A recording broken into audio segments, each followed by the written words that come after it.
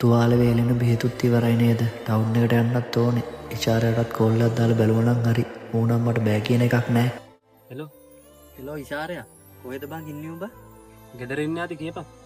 ඉෂාරයා මට ටවුන් එකට යන්න විදියක් නැහැ බං. අත තාම අමාරුයි බං. බයික් එක පදින්න විදියක් නැහැ. උඹ ගෙදර ඉන්නවා නම් අනේ වරින්ක මාත් එක්ක ටවුන් එකට ගිහින් යන්න.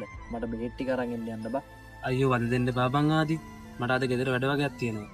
ඔය පුළුවන් විදිහට ගිහලා බෙහෙත් ටික දාගනින්කෝ. මට නම් අද එන්න වෙන්නේ නැහැ. මං හිතුවේ නෑ බං උඹ මට කවදාවත් බෑ කියයි කියලා. අවුලක් නෑ මචං. මම මොකක් හරි කරගන්න.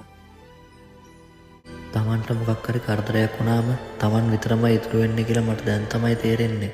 පුළුවන් හැම කාලෙම හැමෝටම උදව් කරා. මට අමාරු කාලෙදි මගේ ළඟ කවුරුත්ම නැහැ. තාම අතෝද නැද්ද බං? කොහෙද බං මේ යන්නේ ආදි?